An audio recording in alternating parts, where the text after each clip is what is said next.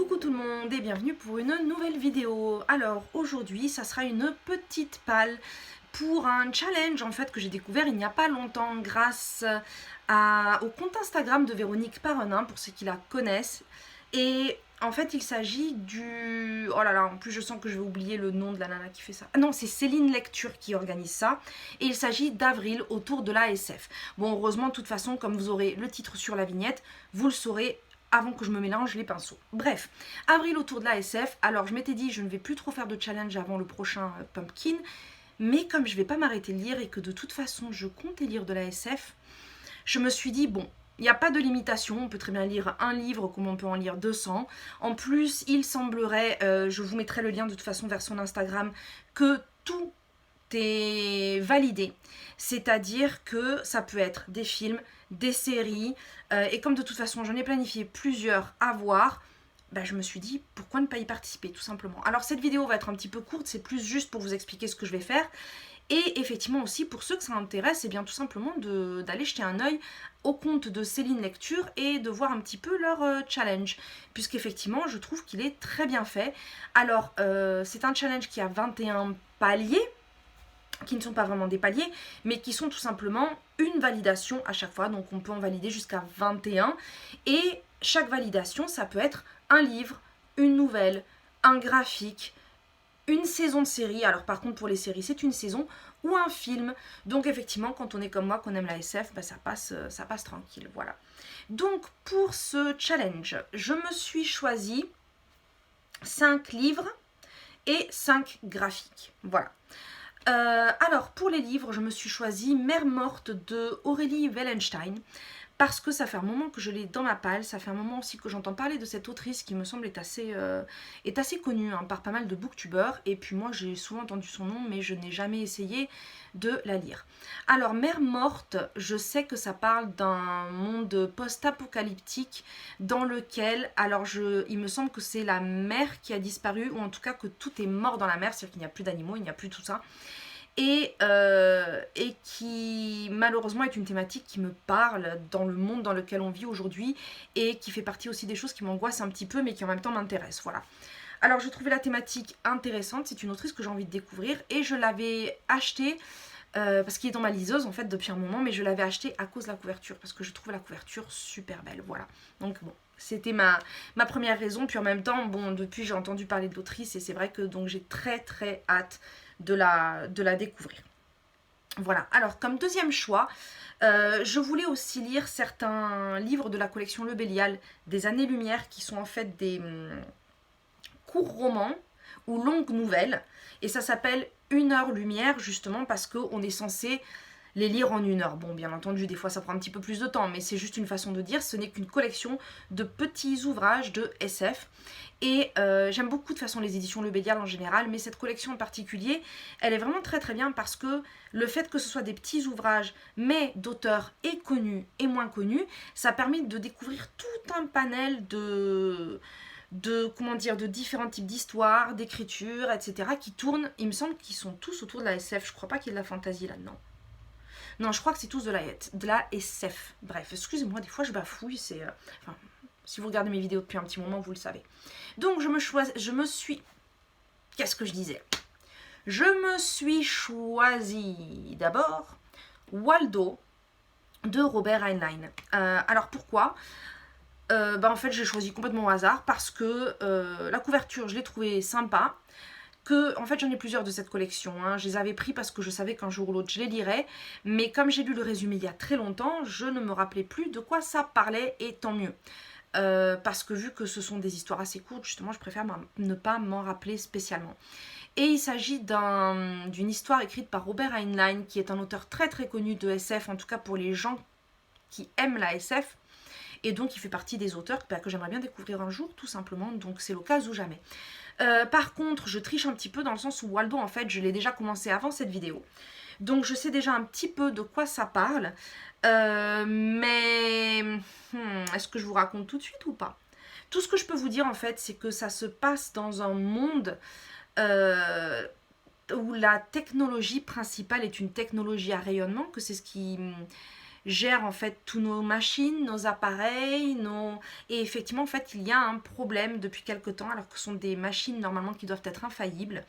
Elles ont des problèmes, on ne sait pas si c'est un problème de fabrication ou des défauts autres ou des problèmes d'interférence, mais qui causent effectivement des problèmes à ces appareils, sauf que comme tout fonctionne à cette énergie, c'est un problème. Puisque eh bien, un avion va se crasher, une voiture va avoir un accident, ou enfin plein de choses comme ça, tout simplement à cause de ce dysfonctionnement. Et dans cette histoire-là, donc, nous apprenons l'existence de Waldo. Waldo, qui est un homme qui est né avec un très fort handicap physique, qui fait qu'il ne peut pas se déplacer tout seul. Il a une musculature complètement atrophiée. Il ne peut pas utiliser sa force musculaire. Donc ça veut dire que tout simplement, il ne peut pas tenir debout. Il ne peut pas bouger. Il ne peut pas utiliser ses mains. Il ne peut pas utiliser ce genre de choses. Et pourtant, c'est un génie. Et en tant que génie, en fait, toute sa vie, il va faire des recherches et va faire des créations, en fait, pour se faciliter la vie à lui. De façon justement à pouvoir utiliser ses mains, ses mouvements, etc. Et en même temps, ce sont des inventions que tout le monde s'arrache un petit peu parce que ce sont des avancées incroyables qui peuvent aussi aider les personnes en règle générale. Et donc effectivement, dans la situation actuelle, ils vont avoir besoin de faire appel à lui puisque personne ne trouve la solution. Sauf que Waldo est quelqu'un à la personnalité exécrable, voire détestable, et que ça aussi c'est un problème. Voilà.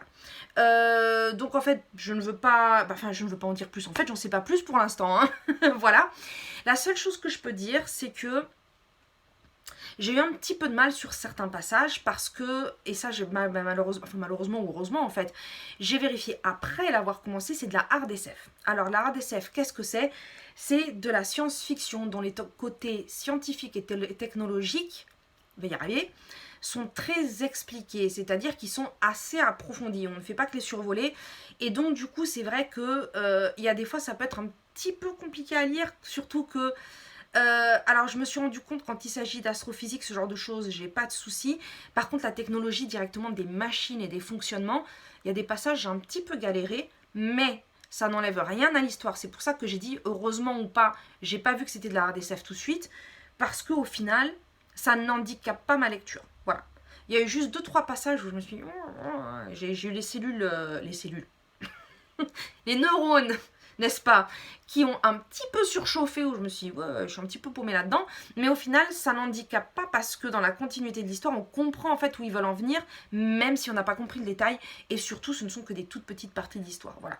Donc voilà, pour ce livre-là. Autre livre, toujours de la même collection, il s'agit de Les meurtres de Molly Southbourne de Tadé Thompson.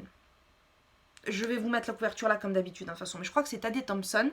Alors lui, j'ai envie de le découvrir parce que j'ai beaucoup de livres en fait dans ma palle, dans le sens où j'ai plein de livres dans ma liseuse que j'ai acheté et que j'ai pas encore lu. Vous me direz, je pense qu'on est plein comme ça. Et j'ai envie de découvrir cet auteur, sauf que j'avais acheté de lui Rosewater. Pourquoi ? Parce que c'est de la SF, mais basée apparemment sur des plantes, et que l'auteur est d'origine africaine. Donc en fait, toute cette combinaison m'avait beaucoup intéressée. Je m'étais dit, waouh, ça a l'air super original.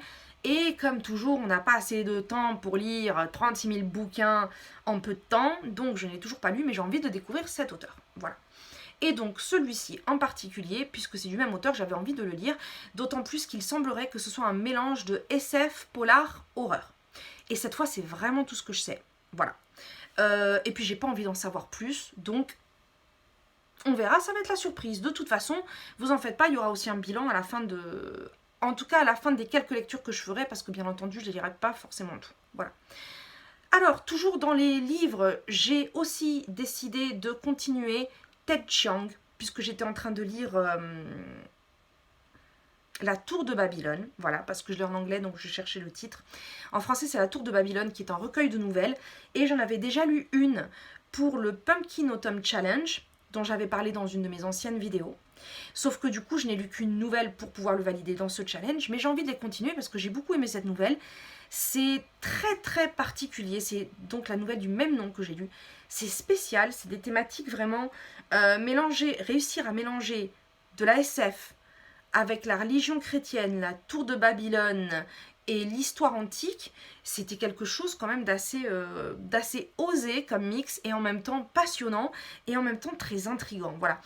Et donc j'ai envie de lire les autres nouvelles, d'autant plus que si j'avais choisi ce recueil à la base, c'est parce que j'ai vu le film Premier Contact de Denis Villeneuve, qui était tiré d'une de ces nouvelles, dans laquelle le langage est pris comme le point clé de communication avec les extraterrestres, et la communication, en fait la compréhension d'un nouveau langage, pour justement pouvoir créer des ponts entre civilisations de mondes différents. Et tout ce développement m'avait complètement fascinée dans ce film, et donc c'est pour ça que j'avais choisi ce recueil de nouvelles. Voilà. Faut que j'arrête de faire des schmilblick avec mes mains, parce que des fois je me rends compte que j'ai plus ma main devant l'écran que... Enfin, en même temps, ma tronche, on s'en fout, mais ça doit être un petit peu perturbant de me voir faire ma méditerranéenne de service, là. Bref. Et donc, bien entendu, j'ai aussi décidé de choisir, ou en tout cas au moins de lire une nouvelle supplémentaire du recueil The Wandering Earth de Liu Cixin, dont j'avais aussi lu une première nouvelle pour le Pumpkin, si je me rappelle bien, et c'est la même chose, c'est-à-dire je veux pouvoir continuer ces nouvelles parce qu'elles me plaisent. Donc encore une fois, même si c'est une seule, c'est pas grave, voilà. Et Liu Cixin, donc là on est par contre dans de la SF, c'est-à-dire space opéra, on est vraiment dans des trucs spatiaux, en tout cas dans la nouvelle que j'ai lue, dont j'avais déjà parlé, donc je vous mettrai le lien quelque part autour de ma tête, mais effectivement que j'avais adoré. De toute façon, comme j'en ai déjà parlé beaucoup de cet auteur, qui de toute façon est en train de devenir un de mes auteurs préférés, je ne vais pas m'étendre là-dessus parce que j'en parle trop à chaque fois, mais pour l'instant tout ce que je lis de lui, c'est même pas que je me régale, ça me fascine. Ça met des mondes dans ma tête, des images dans ma tête, des choses après dont je ne peux pas me détacher, mais qui envoient mon cerveau justement complètement ailleurs, et c'est ce que je recherche dans la lecture et surtout dans la SF, voilà. Donc, et qui pour autant ont toujours ce côté très très actuel de la réflexion et des choses qui nous entourent justement et de leur meilleure compréhension, voilà. Passons aux graphiques. Pour les graphiques, donc comme je l'ai dit tout à l'heure, j'en ai aussi choisi 5. Encore une fois, c'est pas dit que je lise tout, mais et puis je vais passer assez vite dessus parce que la plupart j'en ai déjà parlé, mais c'était prévu pour d'autres challenges ou en tout cas pour dans d'autres contextes.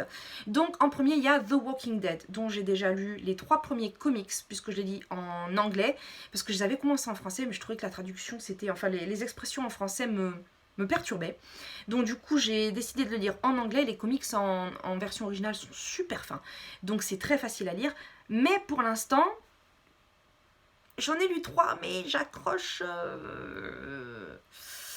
moyen, voilà. Alors, donc du coup, je vais voir. Je voulais continuer d'en lire au moins 1 ou 2 de plus pour voir si je persiste ou pas, parce que c'est justement comme c'est pas très gros, c'est quand même un petit peu dommage de l'abandonner juste après quelques pages, mais bon. On verra bien, d'autant plus que j'ai décidé peut-être de continuer la série. Enfin, de continuer peut-être. De me forcer à passer sur les prochains épisodes de la série pour peut-être enfin connaître la fin. Voilà. Sinon, il y en avait un autre, alors lui qui me fait super envie, c'est Histoire de la SF. Donc c'est pas un recueil, mais en fait c'est un livre plutôt instructif qui en bande dessinée raconte toute l'histoire de la SF depuis le début, donc jusqu'à nos jours, la façon avec laquelle ça s'est déroulé, avec toutes sortes de références d'auteurs, de choses comme ça. Celui-là aussi j'en ai déjà parlé, mais je l'avais très vite arrêté parce que tout simplement après avoir lu une page, j'ai passé plus de 3 heures sur internet à prendre des notes et à juste en fait sur les 3-4 choses qu'ils ont dit, parce que j'ai trouvé ça tellement intéressant que ça m'arrive très souvent. Je me dis tiens ça qu'est-ce que c'est, ah tiens machin, et puis voilà, je me suis éparpillée. Donc celui-là je veux le lire, je me garderai juste un petit bloc-notes à côté pour pas perdre de temps, juste pour noter les choses que je veux pouvoir chercher après, parce que sinon ça va être sans fin, mais clairement je veux le lire et je vous donnerai mes impressions, parce que pour toute personne je pense qui s'intéresse plus ou moins à la SF, je pense que ça peut être intéressant, d'autant plus que ça ne reste pas que sur le littéraire, c'est la SF en général, donc cinéma, série, enfin plein de choses comme ça, donc vraiment ça a l'air absolument passionnant, voilà. Alors les 3 autres, en fait j'en ai pas vraiment parlé finalement, Donc ensuite, il y a une adaptation de Ravage en bande dessinée. Ravage, je l'ai lu quand j'étais ado, c'était mon tout premier livre post-apocalyptique. Il m'avait beaucoup marqué à l'époque, c'est peut-être pour ça d'ailleurs que jusqu'à maintenant j'adore le post-apocalyptique, c'est un truc qui m'avait vraiment fasciné, marqué, effrayé. De toute façon, je pense que c'est un petit peu ce que ça fait avec ce genre de littérature pour tout le monde la première fois qu'on le lit. Et c'est vrai que je l'avais lu juste après La Nuit des Temps du même auteur que j'avais aussi adoré, mais qui n'était absolument pas dans les mêmes thématiques, même si c'était de la SF. Le truc en fait, c'est que je n'ai pas relu Barjavel depuis très longtemps et que de ce que j'ai compris, apparemment, quand on le lit avec un regard moderne, il y a quand même des choses assez problématiques. Bon, alors moi j'ai lu il y a 25 ans, avec mes yeux d'adolescente, avec des choses effectivement auxquelles je faisais peut-être pas attention à l'époque. Je n'en sais rien, mais j'ai pas forcément envie de relire le livre. Par contre, le fait est que il y a certaines scènes qui m'ont beaucoup marqué, mais ce qu'il y a entre, eh ben, je me rappelle plus. Voilà. Il y avait juste la fin effectivement du livre dont je me rappelle où là je m'étais dit oui donc il part vers quoi là. Mais en dehors de ça, les trois quarts en fait je me rappelle plus du tout. Donc puisqu'il y a une adaptation qui a été faite et j'en ai vu pas mal de bons retours, en tout cas sur internet, j'ai pas vu du tout de vidéos là-dessus sur Booktube par contre, donc je sais pas si quelqu'un l'a lu. Si vous l'avez lu, dites-le moi. Donc je me dis bah pourquoi pas. Au final en BD en plus c'est en 2 tomes je crois, donc ça va aller assez vite, c'est des BD, c'est pas vraiment des romans graphiques de ce que je me rappelle. Donc j'ai très envie justement de me rafraîchir la mémoire sans pour autant relire le roman d'origine. Voilà. Ensuite, j'ai choisi une autre adaptation qui a aussi l'air d'être vraiment très très bien, qui s'appelle Le Château des Animaux et qui est inspirée par La Ferme des Animaux de George Orwell, que j'ai lu il y a quelques années, mais il n'y a pas très longtemps en fait, il y a peut-être 4-5 ans, et que j'avais beaucoup aimé, donc puisque c'est une... Pour ceux qui ne connaissent pas, je vais résumer très très vite. La ferme des animaux, comme son nom l'indique, c'est l'histoire d'une ferme avec des animaux, mais qui en fait sont des animaux anthropomorphiques, c'est-à-dire qu'ils représentent des personnalités humaines et ils dénoncent en fait beaucoup de travers de la société et surtout de problèmes à l'époque dont les différentes révolutions qui ont eu lieu, puisque ces animaux vont décider de se révolter et que certains d'entre eux portent des noms de personnages historiques connus. Voilà, et c'est une fable qui est très drôle, très intéressante, qui fait beaucoup réfléchir, et en même temps, oui, quand on la lit, si on connaît un petit peu l'histoire du XXe siècle, on a très très vite fait de comprendre qui est l'âne, qui sont les poules, qui sont les moutons, qui sont les cochons, etc. Voilà. Et en même temps, malgré le côté historique, on y retrouve aussi des travers humains en règle générale, qui ne sont pas que liés à l'histoire, mais à l'être humain en règle générale, qui revient toujours, qui refait toujours les mêmes conneries, hein, disons les choses comme elles sont. Voilà. Donc là, il s'agit d'une adaptation bande dessinée, mais vraiment d'une adaptation, c'est-à-dire qu'ils n'ont pas repris l'histoire, en tout cas il me semble pas, hein, qu'ils aient repris l'histoire vraiment complètement. Il me semble qu'il y a eu certaines variations, en tout cas qu'ils ont changé certaines parties. Et j'ai vu certaines des pages, je trouve les graphismes magnifiques. Et pour l'instant, tous les retours que j'en vois, en particulier sur Babelio, puisque c'est un site sur lequel je vais souvent, sont très très très bons. Donc ça faisait un moment que j'avais envie de le lire. C'est une BD, donc pareil, chaque volume est assez court. Je me dis, bah il y a bien moyen que j'en lise au moins un. Puis surtout, c'est une histoire que je connais déjà un minimum. Et puis effectivement, donc j'aurais pas forcément besoin d'aller courir après les tomes suivants. Voilà. Et pour terminer, j'ai également choisi Remina de Junji Ito. Junji Ito qui, ces derniers temps, je crois, grâce à des rééditions de mangas, commence à ressortir un petit peu dans certaines vidéos Booktube, mais qui en fait était édité il y a très très longtemps déjà, parmi les premiers mangas, en tout cas il y a 20 ans minimum, on en trouvait déjà, puisque je crois qu'il y a une vingtaine d'années, ils avaient déjà commencé à éditer Spirale, Ayako, c'est pas Ayako, c'est... Bref, c'est un autre nom, je vous le mettrai là, parce que Ayako c'est Osamu Tezuka, c'est pas pareil. Bref, et donc c'est un auteur que j'aime beaucoup, dont j'ai déjà aussi parlé plusieurs fois, c'est un auteur d'horreur. Alors là aussi c'est public averti, hein, c'est horreur, je sais pas pourquoi j'ai dit aussi, parce que je crois pas avoir cité d'autres trucs d'horreur aujourd'hui, en tout cas pas dans cette vidéo. Peut-être. Bref. mais en tout cas qui est très c'est malsain, hein. Enfin c'est malsain, c'est pas malsain dans le sens où c'est crade ou c'est dégueulasse, encore que, mais c'est plus malsain dans l'ambiance, l'atmosphère qu'il met dans ses œuvres, dans ses... Moi, comment dire, ça j'avais déjà cité dans mes livres d'horreur préférés en plus, mais c'est quelque chose avec lui, c'est que je retrouve l'ambiance de mes cauchemars. Voilà. Vous savez, ce genre de choses où il ne se passe absolument rien, mais on sent qu'il y a un truc qui va pas, on sent qu'il y a un truc là que... Et pourtant, il n'y a rien. C'est cette espèce d'atmosphère oppressante. Il y a un côté comme ça un peu... Voilà, que j'aime beaucoup. Alors, en général, ce sont des histoires horreur, fantastiques, majoritairement. J'essaie de réfléchir, mais je me rappelle pas qu'il y ait eu beaucoup de science-fiction, voilà. Mais là, Remina, c'est un one-shot. Par contre, roman graphique, il me semble qu'il est un petit peu épais. C'est un one-shot, mais c'est de la science-fiction, puisque Remina est le nom d'une planète. Voilà. C'est le nom d'une exoplanète. En quoi, par contre, est-ce que ça va être de l'horreur ou je ne sais pas bien. Je ne sais rien d'autre que Remina, c'est une planète et que c'est de la SF. Mais connaissant Junji Ito, je mets ma main au feu qu'il va y avoir des horreurs au moins une bonne partie de l'histoire, voilà. Et celui-là, par contre, j'ai vraiment hâte de le lire. Enfin, je dis celui-là, j'ai hâte de tous les lire, mais bon. En tout cas, voilà. Donc, c'est plus ou moins ce que je m'étais prévu. Après, comme j'ai indiqué, dans ce challenge, vous avez le droit de rajouter des séries, des films. Alors, forcément, j'aime bien la SF en général, hein. Mais en plus, récemment, j'ai découvert, entre guillemets, Marvel, qu'en fait je connaissais déjà, mais je ne savais pas du tout comment ça fonctionnait parce que j'avais déjà vu quelques Marvel il y a plusieurs années et je les avais pas du tout aimés. J'avais pas aimé Iron Man, j'avais pas aimé Thor, j'avais pas aimé les 4 Fantastiques, enfin voilà. Sauf que j'ai une amie qui a commencé à m'expliquer le système, comment ça fonctionne, le fait que tout soit lié ensemble, et que malheureusement les films que j'aime pas sont importants quand même pour certains éléments. Et je me suis quand même dit, allez, je vais quand même essayer de faire l'effort de voir un petit peu ce que ça donne au-delà des films que j'ai pas aimés. Jusqu'à maintenant, les premiers films que j'ai vus, je ne les aime toujours pas. Par contre, effectivement, ce qui vient après est absolument génial. Il y a un stade, je dirais en tout cas pour les gens qui connaissent Marvel, en particulier à partir de Captain America et surtout Captain America et le Soldat d'hiver. Alors à partir de là, c'est... Voilà. Tout ça pour dire que je ne les ai pas encore complètement terminés. Donc, ils vont aussi pouvoir être intégrés dans ce challenge. Voilà. Alors, là, on est le 10 avril. Donc, il faudra que j'essaie de me rappeler lesquels j'ai regardés entre le 1er et le 10 avril. Déjà, il y aura les Éternals, c'est sûr.